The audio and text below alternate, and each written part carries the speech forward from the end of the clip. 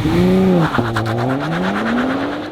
what's up everybody? Welcome to Car Question. Matt with James, as usual. Yeah, as usual, hard to go without James, huh? I need you to film some stuff. And be there and talk about cars too. There you go.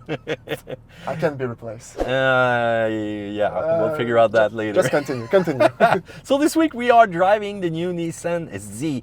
It's the comeback of that sporty car, an affordable car. And by the way, there's only two sports cars in the lineup of Nissan. There's the GT-R, Godzilla. By the way, go check that video. And yeah, you need a more affordable car than this one, and maybe a more civilized car also. So it's the great comeback. But this car is inspired from the past, James. Yes, it's inspired from the old Nissan Z, the 240Z, the Fairlady, that beautiful car. And I think it's fresh from Nissan to bring that vehicle because it's been a long time since we didn't have a vehicle different from the 350Z or the 370. That seems to be a 350 with more lines, if you want. So yes, I guess it's a good move for Nissan to bring a Nissan that looks retro and feels really great. So now it's the 7th generation of this car, and when you look at the exterior, there's some nice trade that relates to the past, and this is an amazing color also. James, what's the name of that color? Are you ready? Yeah. The Ikazuchi yellow two-tone with the super black indents. It's really standing out from the crowd. The flies are really attracted to it though, but that's another problem. But once you look at that color, you really think about also the previous generation of that car. You've got the dual exhaust with a nice finish in the rear. You can go with the base version, that's gonna get some 18 inches wheels, but hey, let's go full with the performance package with 19 inches raised super lightweight forged wheels that are really big. 19 inches by 9.5 up front and by 10 in the rear. You've got those large tires that mean business and that would put the grip on the ground, believe me. But also when you look at the front, you've got that chin spoiler, but what's happening with that plastic grille though? It doesn't seem to be finished because you have a part where it's, like gray, and just below it's plastic black, ordinary thing, but it seems solid. It doesn't seem to move when touching. But that's probably one of the parts that a lot of people are not sure about. Still, the headlights are really powerful in the night, and when you look at the back though, now it shines. It's really relating to those old 300Z back in the days. And how about also that little fog light that you can turn on? Let's say that you're gonna be racing on the track and it's gonna be rainy out there, to make sure that people will see you. You've got that unique styling. I dig how the comeback is bringing back great memories with that styling though. Let's get inside, James. It's a sports car, but inside there's one thing I don't like, is the multimedia system. It's a 8 inches display with a touchscreen, but it seems so old. It has Apple CarPlay, Android Auto, but the display, it's slow, it's small, it doesn't have many things. I don't like that. Yeah, it should have had some performance page related to the Z. How about a chrono? How about some lap times? Get us into the mood of having some fun with that car. Even in the cluster. Yeah, the cluster, well, it depends what modes you're in, okay? Let's say that you're using the normal mode. Wow, I feel in a Nissan Rogue, and that's not cool. Let's switch mode to the performance mode though. Now it's talking. You've got the RPM right there, centered with my shift light, and that's the only information I need to make sure I got all those perfect shift. You're gonna have also a little bit of information about the heat in your rear diff, the oil pressure, the temperature, whatever, the G-force meter. Those are cool information to get, but otherwise than that, it's pretty simple. You still got those gauges right there on top showing you the turbo speed and the boost. That's a big thumbs up. I kind of like the feeling of those old mechanical display right there up in front. That reminds me once again of the 370Z. The seats are comfortable, they will hold you onto place, and there's a lot of plastic addition that, feels kind of cheap though. You're right, Matt. The center console, you're not gonna find a lot of storage place, and you can move that section to reveal a second cup holder. But otherwise than that, that manual transmission, it's looking great when you look at it. But once you get the feeling of it, well, there's still improvement to do. That S mode button there will enable your rev match. But if you're driving an automatic, you will have the choice of a sport mode or normal mode. But hey, let's talk about the engine. This is the heart of the Nissan Z. Let's talk about horsepower. My favorite part. It's a twin turbo 3-liter V6. It's from the Infiniti Q60 Red Sport 400. It's 400 horsepower, 350 pound-feet of torque. For comparison, the 370Z had a maximum of 350 horsepower and 276 pound-feet of torque, but didn't have any turbo. The rear-wheel drive and the 6-speed manual, as you mentioned, and the not so great, at my opinion, 9-speed automatic transmission.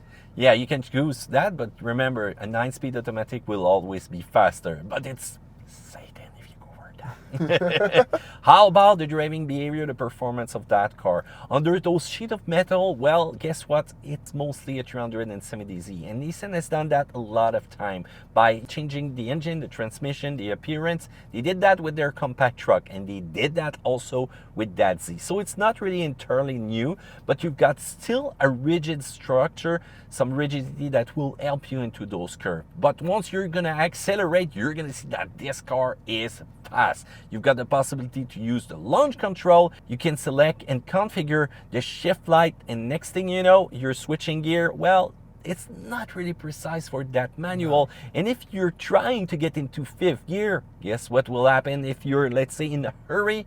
It won't be easy, man, because when you select the 5th gear, it's like you're going too far and you can't go into that gear.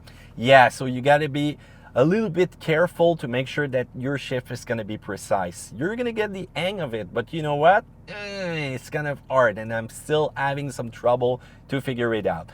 But you know what?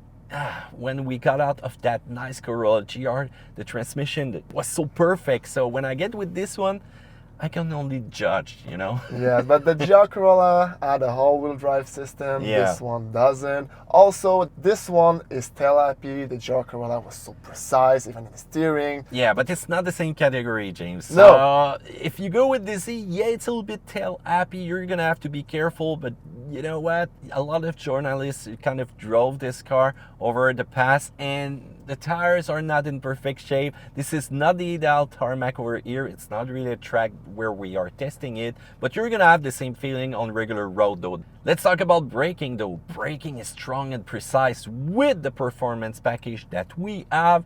And otherwise than that, this car can be comfortable, yet civilized, yet not that aggressive or firm when it comes to a little bit of more sporty driving though. But is it fun? Yes, it's really fun. Well balanced overall. Let's talk about the fuel consumption, James. 13.4 in city liter per 100, 10 liter per 100 on the highway. For the automatic, it's a little bit less, 12.3 in city and 8.6 on the highway. For our US friend, you can see the miles per gallon right there on the screen. So it's a car that like fuel, and remember, you're gonna have to use 93 octane. Even if we don't have this kind of octane right now, is the car performing great? Yes.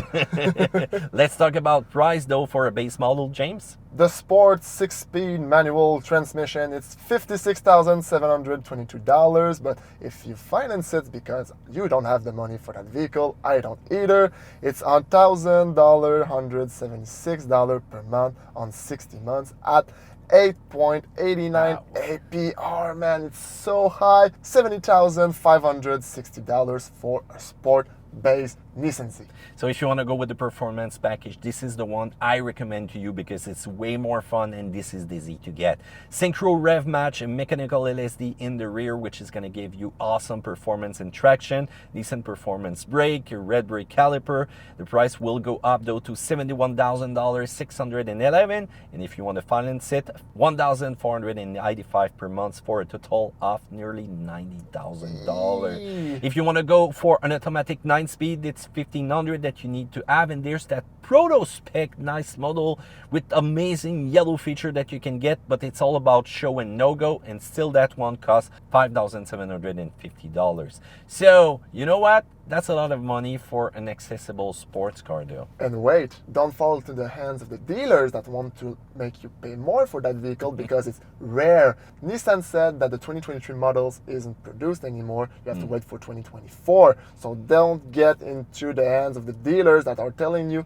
pay more and you'll have this car. It's not worth it. Stealership, as we call them. That famous demo with 300 kilometers that's appearing out of nowhere. Oh yeah, it was the boss car, you know what? Yeah, don't fall for that story. Where's the violence? Well, the violence. USD, you can see the price right up there on your screen for a performance model and a base model. The minus points, 93 octane fuel to get more power, that famous transmission with the fifth gear, no, not really smooth, no performance pages in the multimedia system and how slow it is, and also a lot of cheap parts, plastic interior, that I really don't like that. You could have go for the T-top, Nissan. What happened? Oh, I'm so sad. And you got that color, the yellow. It's nice to the eye, but the flies like it. And you know what happened when the flies just boom on your hood right there? It leaves a mark, and that's really hard to clean. On the plus side, James? This vehicle has many safety features. The performance cluster, it looks great, even if I don't like that very much. You like it, I know. The style with the retro look and also the modern look bring to that. I love that vehicle. It's the cherry on the sundae, in my opinion. The sound, it's civilized when you start the vehicle, but when you accelerate, wow, that's so beautiful, and it's pretty comfortable. Nissan will also create a Nismo version of that car. Hey, we're not surprised. More power, more look, more fun. Tell us what you think about that car in the comments down there below. Tell us what you think about this Z. Also, thumbs up, subscribe, and we'll see you in another video of Car Question. Take care. Bye-bye.